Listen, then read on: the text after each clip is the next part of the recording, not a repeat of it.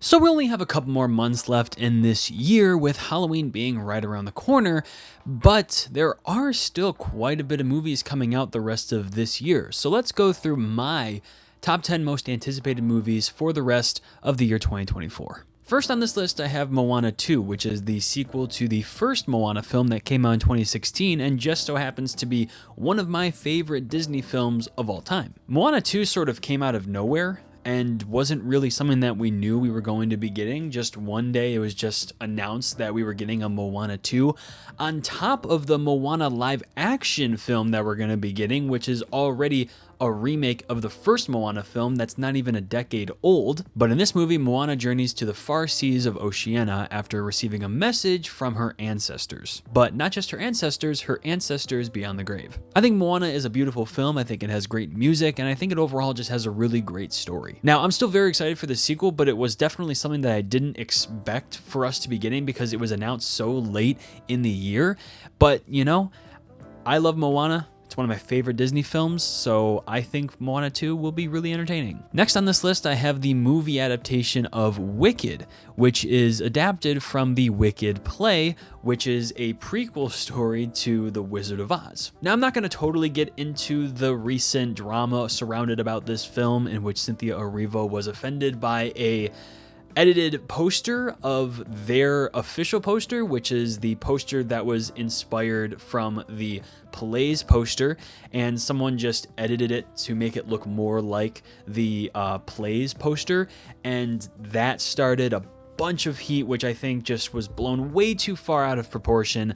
People were just trying to have fun and, you know, re-edit the poster, so I don't think there needed to be all that drama. But anyways, let's talk about the movie. Basically, Wicked follows the unlikely friendship between the Wicked Witch of the West and Glinda, the Good Witch. And after an encounter with the Wizard of Oz, their relationship would soon reach a crossroad, when both of their lives start to take very different paths. Now, I have unfortunately not been fortunate enough to see Wicked the play in person, but I've heard many great things about it, and I know that people are very excited for this live action movie remake of the play.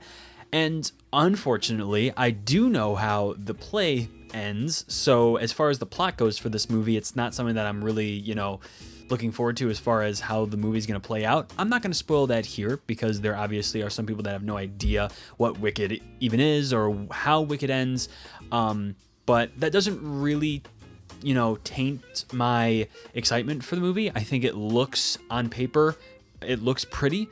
I'm excited for the visuals, the cinematography, the costumes, the performances.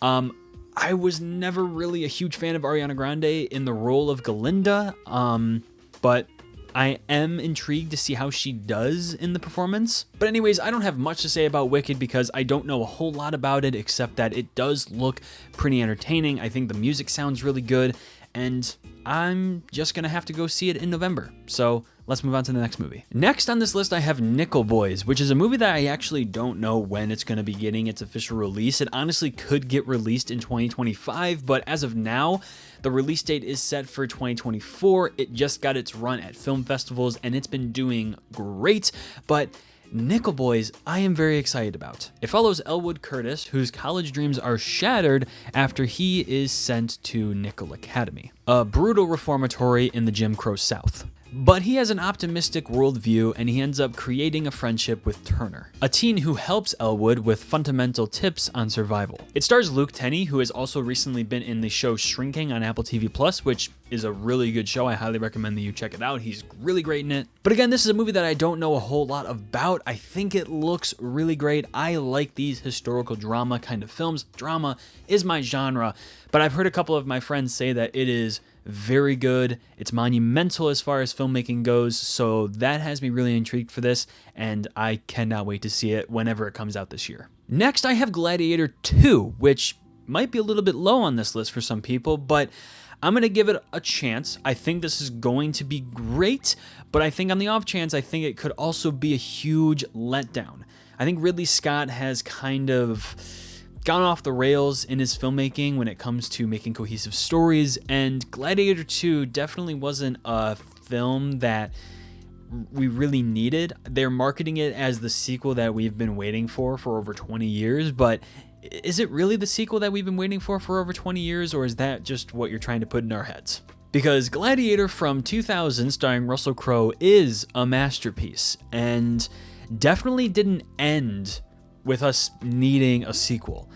It really does feel like a money grab at this point, but it sounds like I'm not excited for this, but I am actually very excited for Gladiator 2. I think it looks great, and I think it's going to be this huge epic film, but I'm also just a little weary on it as far as I don't want to get too excited and then get disappointed by it, but you know, Gladiator is a fantastic movie. I love the cast of Gladiator 2. It's a stellar cast, so I'm excited to see what they do with their performances. But yeah, so let's see how Gladiator 2 does. I'm excited for it. Are you excited for it? Next, I have Sonic 3, the final Sonic film in the trilogy, and I think it looks like it's going to be the best of the trilogy. Now, I have never personally been the biggest fans of the Sonic live-action films, but I think they do have a level of entertainment to them that everyone can enjoy, because obviously they are kids' movies. They are going to be leaning towards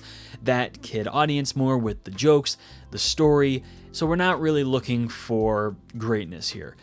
But what I am looking for is a good time and something that doesn't have a bunch of cheesy dialogue in it. I think I'm asking for too much on that second part, but as long as these movies just continue to just be super entertaining, I think that's all I'm really looking for in the final Sonic the Hedgehog movie. One of my favorite things from these Sonic the Hedgehog movies is Jim Carrey, because Jim Carrey has long been retired from Hollywood, but the only movie that he is coming back for is Sonic the Hedgehog, because he has stated his case as to why he wants out of that Hollywood image, but he comes back for Sonic the Hedgehog 3, and it's makes the movies that much better because he is just so amazing. Now, there have been a group of people who are hating on how they're changing Dr. Eggman's backstory, but I don't really think that's something that's gonna bug me to my core when I'm watching it. I think it looks funny. Jim Carrey is playing two different characters. He's playing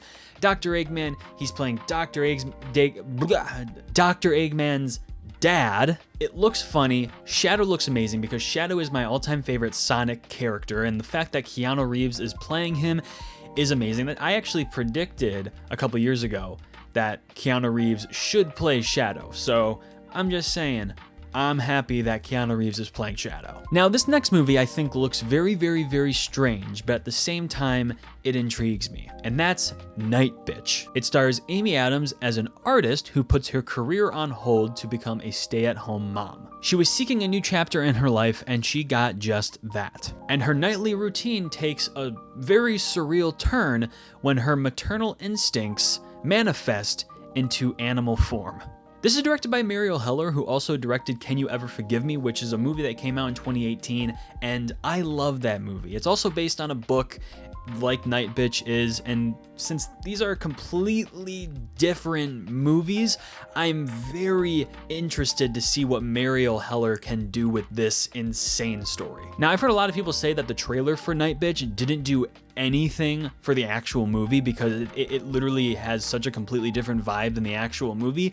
So that has me a little bit more excited for it because the trailer didn't particularly really engage me, but since people are saying that the movie is completely different than the trailer, that makes me think that this is going to be something very different. Now, Amy Adams has yet to win an Oscar. People are saying that this might be her Oscar-winning performance, and if it is, what a plot twist. Next on this list, I have Friendship, which is a movie that is also supposedly supposed to come out in 2024. It has had its run at film festivals, and people are eating it up. It recently just found its home at A24.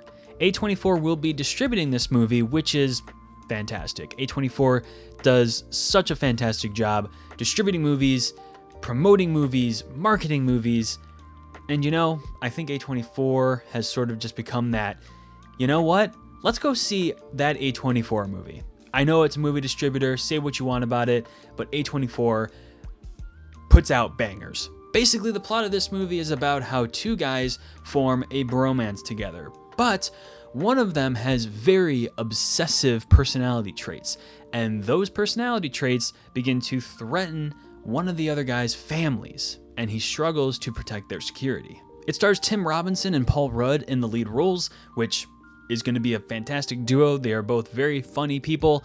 But yeah, so I've heard very good things about this movie. I'm very excited for it, and I can't wait for it to release sometime in 2024. Getting into my top 3, I have The Brutalist, another film picked up by A24 and is being called one of the best films of the year. It follows this architect and his wife who end up fleeing post-war Europe in the year 1947 to rebuild their legacy and to witness the birth of modern America. And their lives are forever changed by a mysterious and wealthy client. This is a nearly 4-hour epic. It has been a long time since we have received a film this long. This is longer than Killers of the Flower Moon. The first trailer for this actually dropped today, but as you're seeing this Friday, it dropped a couple days ago, and it really didn't show much of the movie, just giving us a sense as to what it's about, and it genuinely just looks amazing.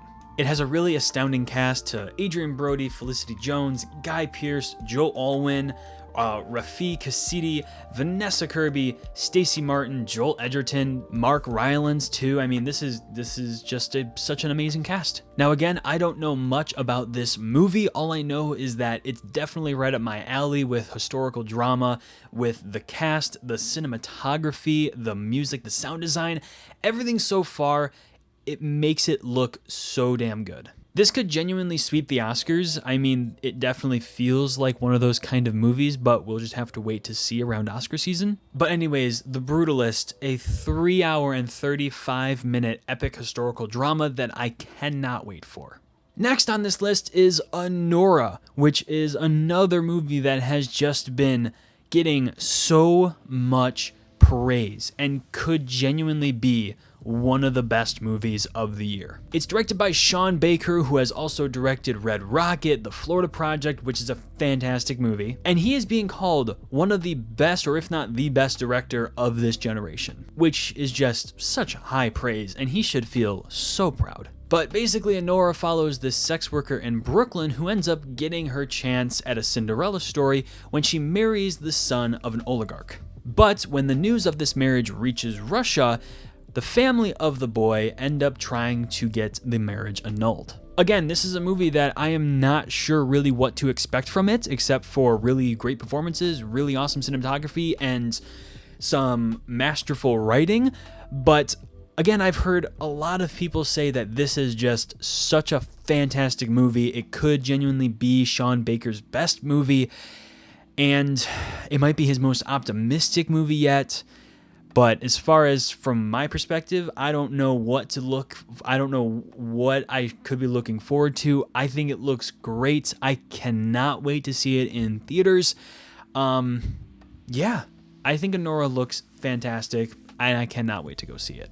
But at the very top of this list, I have Nosferatu, Robert Eggers' next film, which is a retelling of one of the most iconic horror stories of all time, Nosferatu. Stacked with a fantastic cast like Bill Skarsgård, Willem Dafoe, Nicholas Hoult, Emma Corrin, Lily Rose Depp. I mean, this cast is insane. But basically, for those who don't know the story, it follows this ancient Transylvanian vampire who stalks a woman in the 19th century. And apparently she finds that hot and becomes very infatuated with this being. I feel like Robert Eggers is definitely one of the best horror directors of the 21st century, and he has just made bangers after bangers. His last film, The Northman, was not so much a horror movie compared to his other films, but still a very fantastic historical piece. But what's so great about his upcoming Nosferatu film is that this was his dream story to retell, and the fact that he got the chance to make a whole new movie surrounded by Nosferatu, that has to feel so good being able to do that. The film releases on Christmas Day, So I cannot wait to be in theaters to go see it. But that was my top 10 most anticipated movies for the rest of 2024. I'm sorry if a couple of them come out in 2025, but as of now, all of these should be coming out in 2024, and I cannot wait to go see all of them. But that leaves me with a question for you. What are your most anticipated movies for the rest of this year? What is a film that you just cannot wait to be able to sit in the theater with your popcorn and watch? Let me know in the comments below. I am very excited to see what movie you are most excited to see the rest of this year. But anyways, that'll bring you to the end of this video. Thank you so much for sticking around. I appreciate every single one of you. And remember, your movie moment is right around the corner. See you in the next video.